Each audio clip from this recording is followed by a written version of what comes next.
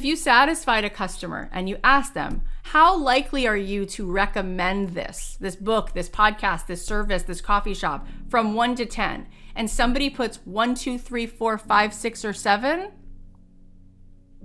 no good. If somebody puts a 9 or a 10,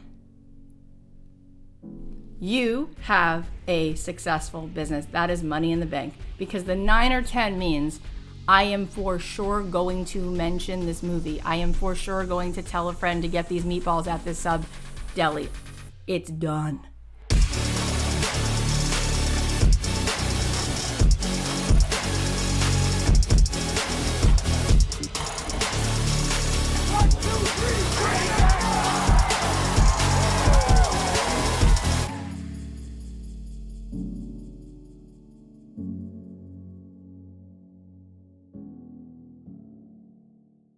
Hey, and welcome back to the Shift podcast. I'm your host, Anthony Trucks, as always, and we have the opportunity to interview a successful person because this whole podcast is all about how successful people make shift happen.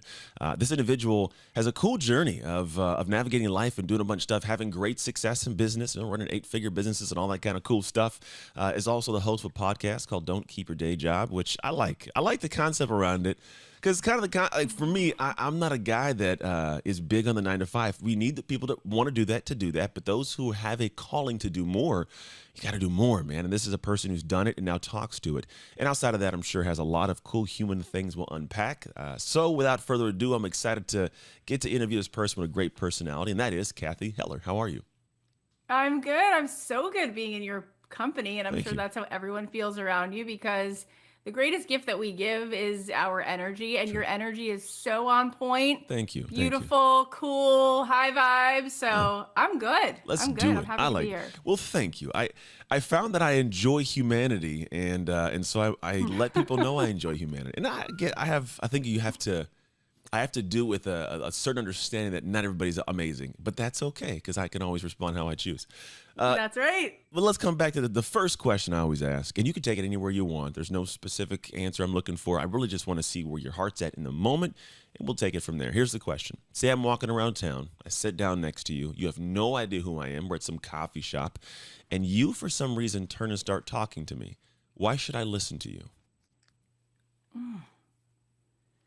All right, here's my answer. All right. I feel pretty certain that all day long people are walking around in a VR headset. And that VR headset is playing for them a false illusion, which is run by 96% of our brain, which is the subconscious, and it's telling us how much limitation there is. And I want to, in fact, show you not just to think out of the box, but show you that there is no box.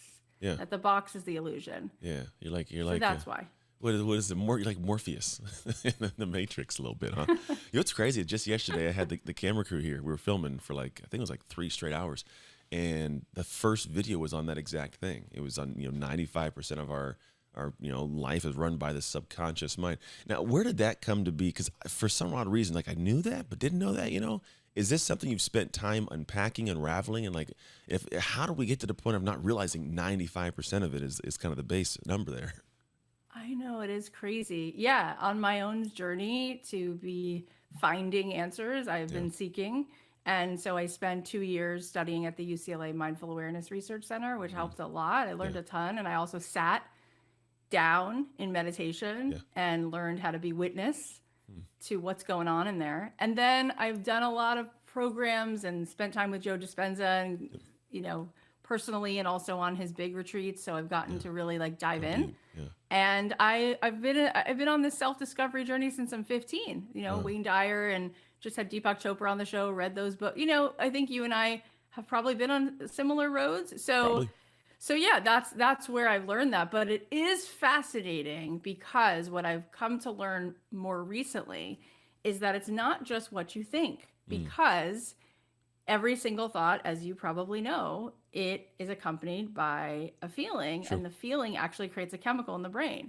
So what's really happened is we think something and then we feel something, and most of the time we get a hit of cortisol, which is stress, and then our cells actually build receptors to cortisol, which is more addictive than nicotine. So then we go into withdrawal. So that's why by 10 o'clock in the morning, you're like, give me some of that self-doubt. I literally physically am I'm addicted to dependent it. on it. Yeah.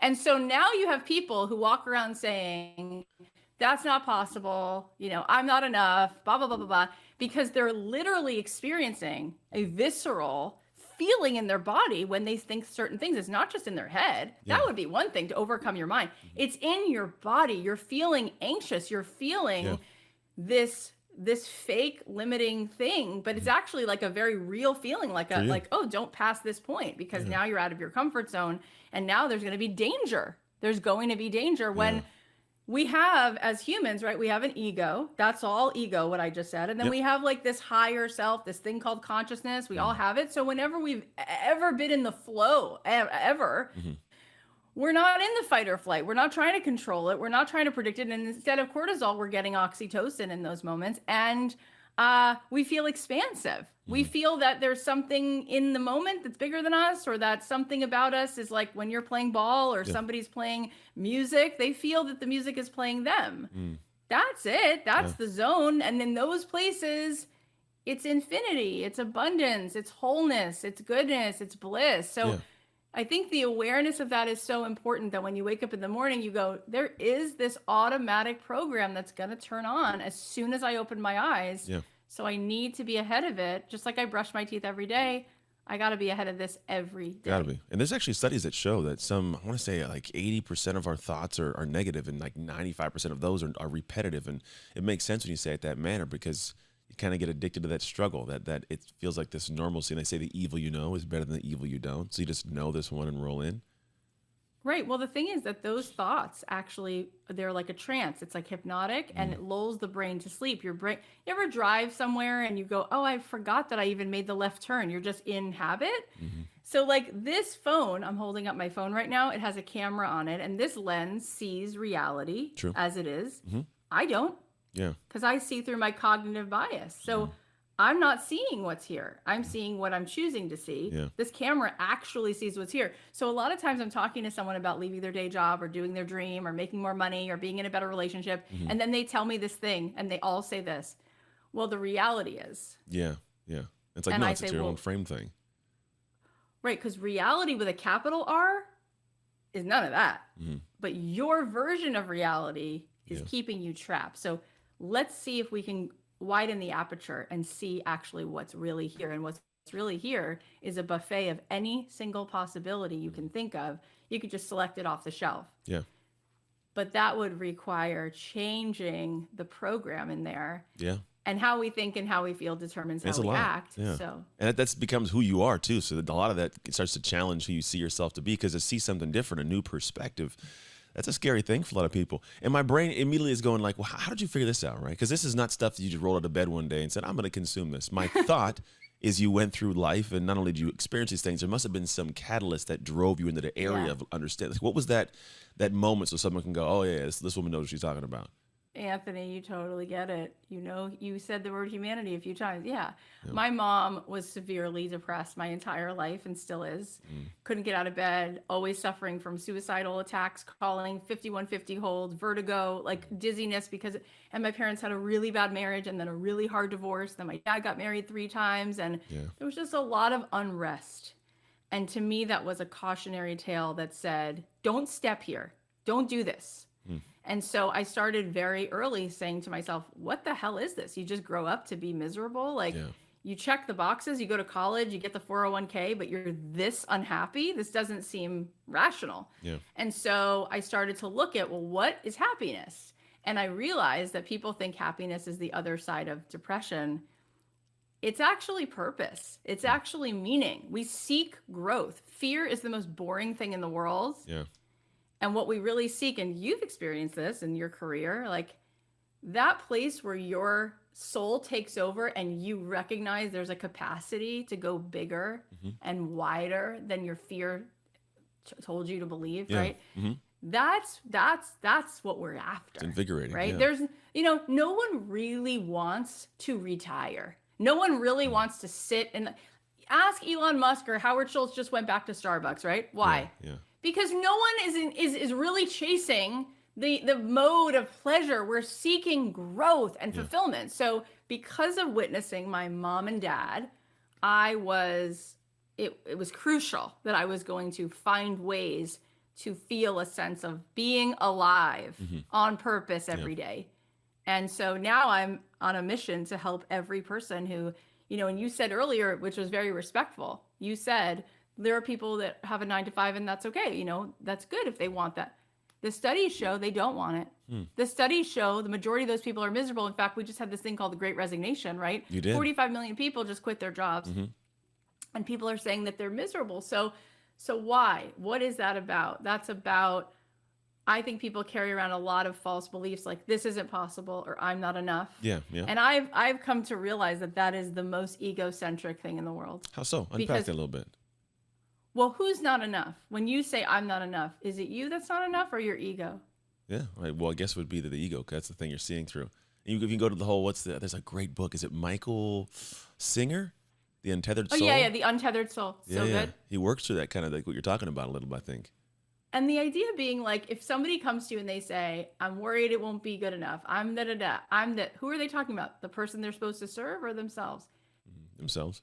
Talking about themselves. And not even like your higher self, right? Like, have you ever heard somebody like Lady Gaga or Serena Williams say like anything other than, I feel so grateful I get to be a vehicle for this thing, right? I mean, I had Marianne Williamson on the show, and she said, it's amazing with humans how they do this, because it's as if a wave thinks it's separate from another wave, as if the waves themselves think that they're separate from the ocean. We don't live in a 3-dimensional space, as Einstein said, right? Like that's actually really an illusion. We live in like a web of this 5D, right? Yeah. Which is called energy, right? It's not, people are obsessed with the phone, but if I don't have Wi-Fi or cell reception, this doesn't do anything. The phone doesn't make a call. It doesn't send a text. It's the energy, right? So where does that energy come from? Our ego? Hell no, right? It's called life force, God, the universe, life itself, right? Who's beating your heart right now? You? Yeah, no. So stop it. It's energy. Exactly. Yeah. That's a big one. So that's why I say it's very egocentric. And it's just a matter of we don't get what we are. I had Deepak Chopra on the show last month, and he said, so who are you then? Are you the person you were at 5? You had a different haircut, you had different friends, you had a different lunchbox, you like different foods. What about 15? You probably listen to different music than you do now. You're probably a different friend. What's the same? Not the ego. You've always been the same. There's a way in which you are like a snowflake. There's an energy to you, your life force, and your parents, it could make me cry, saw it the second they laid eyes on you. Yeah. That's you. So how do you uncover that person? Because that's a tall order, right? Because you're unraveling years of what's been maybe caked on, thick, this persona, this perspective, this belief that people have that they, for their own right, have proof, right? How do you uncover and unpack, or even how do you get someone to think they can, right? There's a lot of layers there, but I see what you're saying, because there are people, like I believe that some people, they desire stability so much that there's more peace in having the 9 to 5, even with the disdain and discomfort of it, than there is to go chase their own dream. But for everybody, there's still that little, like you're talking about, there's that stuff caked on of like, I don't know if I'm good enough. How does somebody unravel all that? We unravel it by understanding that we have to start asking a different question. So the question that everyone's always asking is, what do I need to do? True. What do I need to do? And the real question is, how do I need to be? Right? I just mentioned Deepak Chopra. Let's talk about Deepak. Let's talk about Michael Jordan. How? Right? I was just watching the Magic Johnson documentary. It's like, I haven't seen that one. It's an electrical magnetic signal, right? And that's what changed the Lakers, right? That was the whole deal. It's like this man comes out and it's a show. It's a smile. It's his force, right? Yeah. So when we want to say, oh, it's so many layers, it's like, that's what the ego also wants to trick you into believing. You take one turn, it's called the turn right here inside. The portal to your expansion is one breath away. It's in realizing you don't have to do anything. The most powerful force in the world is a coherent signal, right? So when somebody is loving to somebody else, That's the problem. We grow up thinking that love is earned, right? We do. If I get good grades, I'll be loved. Yeah. If I lose weight and I'm skinny for my mom, I'll be loved. That's not love. Love is not something you give for a reason, because if you give love for a reason, then it's the reason that you love, Yeah, it's not not love actual itself. love. Love is a gift. True. What we need to get is that the only thing that people really want from us, that the world wants from us, is for us to drop in, be present, and co-sign actual presence and generosity of spirit and love. And when we do that, there's nothing you have to do. Think about your career and like everything that's ever actually happened. It's happened because people want to be around you. It's true. I agree. Yeah, definitely. And it makes it more enjoyable when people want to be around you. So I'm just saying, it's like, it's amazing that we focus so much, right, on all these things that are sort of in the way between here and where we want to be. And really, if we are dropped into an energy of presence, there's a resonance and it collapses time and space. It makes things move very quickly. Yeah, it does feel vastly different when you're around different people. There's a certain, like people say, you can feel humans walk into a room, and I can definitely grab that. But I just think when I like to like have these conversations, I always want to make sure I'm grabbing things that people listening could benefit. So I don't like to be devil's advocate. I want to be my client's heart is the best way to explain it. And so like in my head, I go, okay, if the person listening, what would they have as a question, right? And my thought goes, well, is that just something you just flip on its head? Is that whole fake it till you make it? Like, how do you trigger that energy you're talking about and express it in a way that allows your life to change outside? Well, let's talk about it in a more concrete way, because it feels like that will also be of service, right? Definitely, Because yeah. when I'm teaching somebody something, I would say that it's 98% always going to be the energy, right? But it's 2% physical. And by the way, that's an atom. An atom is less than 1% particle, and 99% of it is energy. So actually, the world is made up. Energy. 1% of the world is physicality, Yeah. and 99% of what's actually in the world is energy. So that is important, but that 1% of the particle is important. If I wasn't sitting here right now with a body in the 3D sense, we couldn't even have this conversation, right? True. So having a microphone, it's important, right? Yeah. It's kind of like making a baby, right? The woman does 99% of the work, but if they don't have that True. electrical signal of that moment, right? That Yeah. sperm doesn't come into the equation, there's no baby. It's true. So it's vital. Yeah. It's a smaller percentage of it, but that's how potent it is. So it is potent to have that three-dimensional concrete piece. So let's talk about that. Okay. So if somebody, let's say, is at their job and they're unhappy, or if somebody is in a zone where they want to have that more expansion, there are some really concrete steps to take. So do you want to use that as an example? Let's do that. Like, Yeah, how I think do this is perfect. I'm excited about this. I want all these concrete steps. Because stuff you can, not that I don't believe it, because the other times, like, yeah, there's other steps will be like, useful, but most people aren't in a space where they're ready to go to the emotional, spiritual, That's true. right? So, That's true. so meeting them where they're at is a great thing to go, okay, where's the tangibles? They can go, oh, this is what I can apply.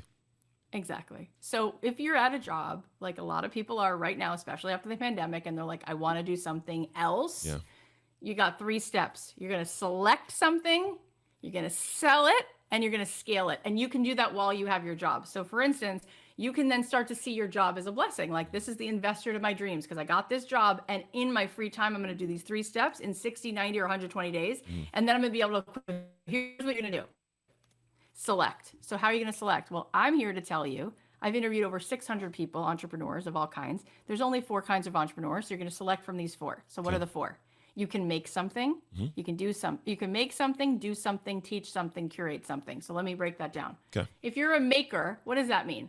Maybe you make candles, maybe you make cupcakes. Okay. Got it. Clear. Maker. Yes. If you are a teacher, what does that mean? Well, you teach people how to bake. You teach people how to publish a book. You can make a career out of that. Yeah. What if you do something? Well, maybe you do something. You have a service business. You organize people's homes. You cut people's hair. You do massage.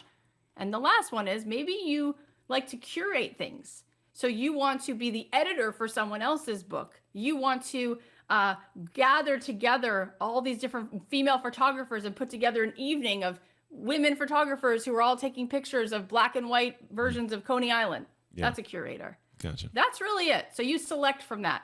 Now people get stuck there. Well, I don't know. I kind of like photography, but I kind of like teaching yoga. Which one? And I would say just start with whatever is the easiest thing to start right now. Start with the one that you've done. Start with the one that just feels the most exciting, because it doesn't matter, because what you're going to learn from these next few steps, you'll apply to the next business. And anyone who's ever been successful, whether it's Elon Musk or Mark Cuban, they do multiple things. Yeah. So you select it.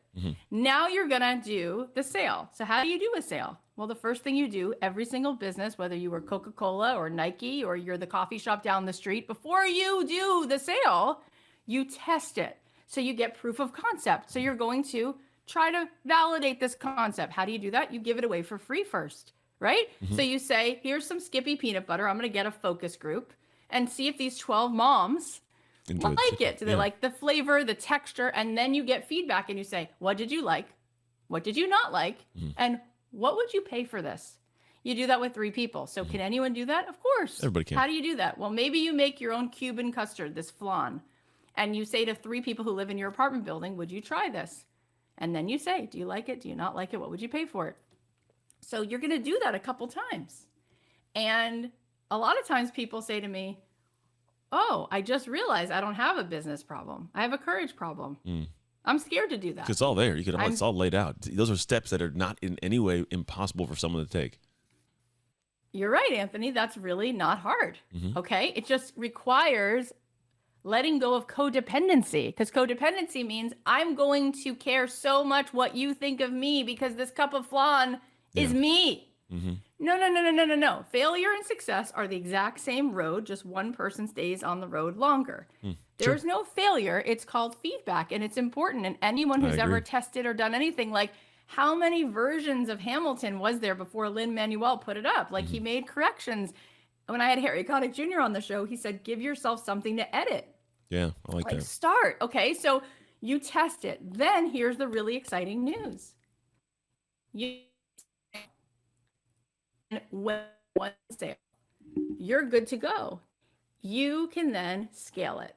So how do you do that, and why is one sale important? And this is going to blow your listeners' minds, because it blew my mind, and I started to see it in my life. And this is one of the most important things I could tell you. When you satisfy one customer completely, you're going to have a booming business. And here's what I mean. So my friend Britt used to work at Facebook, and Mark Zuckerberg said to her early days, this business is going to be the biggest thing that's ever happened to the internet. And she said, how do you know? And he said, because we just got the feedback and looked at the data, our virality rate is 1.4. And she said, 1.4, that doesn't seem very high at all. You didn't say 900. You didn't say 9.4. Yeah. I said 1.4. He said, no, it's going to be insane. She said, why? He said, because it means that every person who's using Facebook is compelled that they have to tell 1.4 people that they have to use it. Yeah. And what happened was, he said, we're going to need a bigger boat, right? To quote Jaws, we're going to need a bigger team. Now, where did we see that? In the pandemic. What happened? The doctors and the people on the front lines were saying, if the virality factor, if this rate of virality transmission was over 1, we were going to have a pandemic that was unprecedented, and they were right. And this is really important for listeners to hear, as soon as that number factor of 1 went to 7, we saw a huge relief on the front lines. We saw hospitals starting to take means if you satisfied a customer and you ask them, how likely are you to recommend this book, this podcast, this service, this coffee shop from 1 to 10, and somebody puts 1, 2, 3, 4, 5, 6, or 7, no good. If somebody puts a 9 or a 10, you have a successful business. That is money in the bank, because the 9 or 10 means I am for sure going to mention this movie. I am for sure going to tell a friend to get these meatballs at this sub deli. It's done. Now, the parts. So I say to, how do you get someone to? And part of it's obviously going to be, you got this thing, you do a good job, you make the sale. You've gone through the process of doing that. Is there like, I feel like there's something that could be a small perception people don't grasp of, like, what makes it a 9 or a 10? Yeah, what makes it a 9 or a 10 is 2 words: radical empathy. Okay. Meaning when you're making things, you're really listening to what the person wants and needs. Yeah. And they can feel that. right? Why does Amazon do more business than every single store combined, Bloomingdale's, Neiman? Because they're studying you constantly and just going, order up. I think you want this, right? Looking at data. One of my clients is an executive, and they have, quite literally, it's not even a joke. There's some, it's creepy to me how dialed in everyone is to obsessing over the customer. It's not something they say. Yeah. They breathe that, Yeah. obsessing over the customer. Business is the ultimate training ground for any relationship. And when you think of any relationship, right, that's where people get stuck, is they're not thinking about, well, what does this other person want? And that's where the ego, again, gets in the way. Well, aren't I selling out on what I want if I'm giving to this other person? The only thing we ever actually receive is that which we give away, right? We can have money in the bank sitting there. The only time you feel that money is when you spend it. True. Very true. Has to go out to, I feel that's interesting. You know, you could have you can think about all the relationships in your life. And I thank God I have 3 kids, right? 3 gorgeous little girls. And I think about when they were babies, and they're all still really little, but I think about when they were babies and how much they required, right? Yeah. No sleep, breastfeeding, exhaustion. My husband and I are up all night. And the love I felt, why? They're not doing anything for me. If anything, they're robbing me of my sex life. They're robbing me of sleep. They're robbing, right? And I'm obsessed because the more we give away, we have. Yeah. And that's why I think the more you see people who really make money, they want to just give. Have you ever had like a bowl of ice cream and the first thing you do is say to your wife, you have to have it. You have to try it. She makes me do. We want to share it. I don't like coffee, and she'll force me, if she finds a great coffee ice cream, I got to taste it. I'm like, I don't want to taste it. You got to taste it. Right. Yeah. I don't it's the same back and forth. Now, how does this all, because we're coming up on time and I want to be respectful of your time. How does this tie back to what we had previously started with, that kind of the energy? How do we get someone to take this concrete steps and apply some? Because I get it. I think I know. Like when you create something, you put this out, there's no way that someone goes through the journey you just laid out and they go, I suck. If you got this thing booming, people say thank you. They get this it's a whole shift of complete internal energy, and you almost expand to a whole new level of yourself. So is that kind of where that leads to with what you're talking about? Yes. And I think that we historically can see in people that we reach for the highest branch we can see.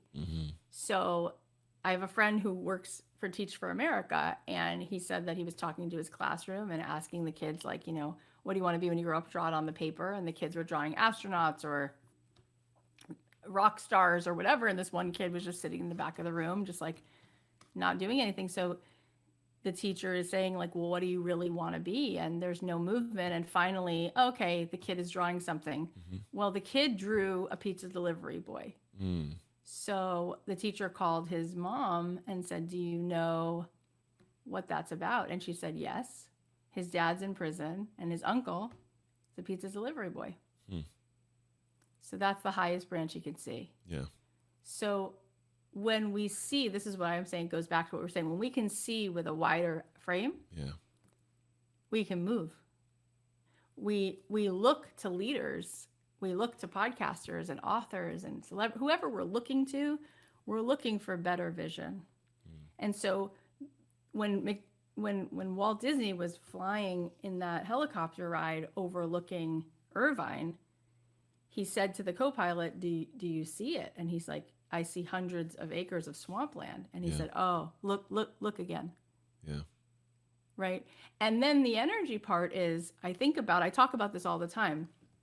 My friend Todd Herman told me that, I couldn't believe this story. Yeah, you know Todd, right? He works with a lot of athletes. Yeah. He probably told you the story too, but he told me this story about Dr. King, that he had like written that famous speech over and over and over again. He knew every line.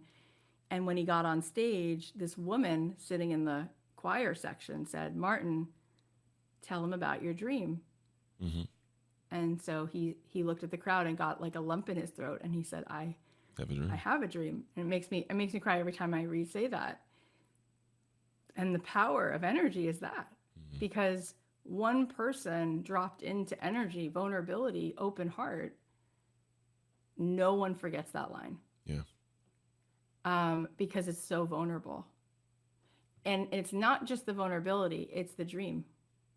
When someone can see something that other people can't see, and then they therefore see wider, it moves the world. Yeah. So that's where the energy comes in. Like you can do all those steps, but if underneath it, you can see that business growing, you can see it, then your customer can see it. Yeah. And that's where the energy is so important. I think about Nelson Mandela, and I heard this story that he was pacing around in that jail cell, and he kept thinking, how am I going to get out of here? I'm never going to get out of here. And then he thought, what if I could? And so he wrote a letter and another letter, another letter. Finally, he got out. Yeah. And they told him that he was going to get out. And as he's getting out, he's thinking, but who's going to lead this country? Who's going to lead this country? And then he had a thought, which was, what if I do it? Yeah. And then he did. Mm-hmm. Like, it's amazing the power of the vision. Yeah, really is. And you get behind it. I think other people will get behind it too. But if you're not really behind it and you're waiting to check, are they really behind it too? That doesn't really work. It doesn't. So yeah, the combination of the energy and that action, you really, really, really are never going to lose. And you're going to become who you're supposed to be while you're chasing it. And I agree with that. There's actually, there's data that shows that. There's this, I think about Jordan Peterson. He's one of the, Dr. Jordan Peterson. He talks a lot about the, the fact that they found that when there's tension or pressure or resistance, your brain actually releases a little bit more of a protein that encodes more of your hidden DNA. So in fact, the hardships express more of you at a genetic level. So when you push yourself in those areas and you don't stay in those spaces, isn't it crazy? It's like, that's nuts. So I become more of who I am by doing things that are hard. And so this, what you're talking about, it is hard, but it's the greatest kind of hard because the return is so amazing, not just in terms of what you achieve, but how you transform and how you change as a human exponentially. Thank you for telling me that. I've never heard those words, and I just eat it up. Thank you for that. You're welcome. You're welcome. Man, this has been literally, this time flew by. You're so sweet. I was like, it's like 5 minutes, and I look up like, oh, it's been over 30 minutes. So we are over time, and I know you are a busy human, and I appreciate you. I do have two things. One is, where can I send people to engage with you, listen to your podcast? Where can they go? So they can find it wherever they listen to podcasts. It's called Don't Keep Your Day Job. You can find me on Instagram at Cathy.Heller. And I'm here for you. The podcast, we just crossed 30 million downloads. And I can't really believe it because I didn't have any Instagram or anything before we started. And I'm just grateful that it's giving people value. Yeah. So come find me, say hello on Instagram. And Anthony, you're such a gem. I'm not surprised that you continue to just find new ways to use your talents because talk about energy. I told you from the second we came on, you have it. Thank you. I appreciate that. I do. I don't know where it comes from. It just comes from me letting myself out of the box. And that's what I do. I think there's a part of me that now trusts the desire to not prepare at the level I used to think I had to. And I'm already prepared as I am. I just got to show up and let me out. And that guy handles it, man. That's it. That's it. It feels good. Last question. Are you ready for it? Yeah. Here we go. What promise did God make to the world when he created you? Oh my gosh. I've never heard that question ever. Not in any form, and I love it. What question did God get? She's going to show you a mirror of just how amazing you are. And you're going to believe it for the first time.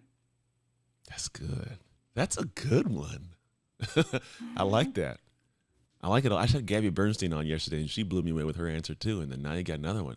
I'm liking these responses. You women are amazing.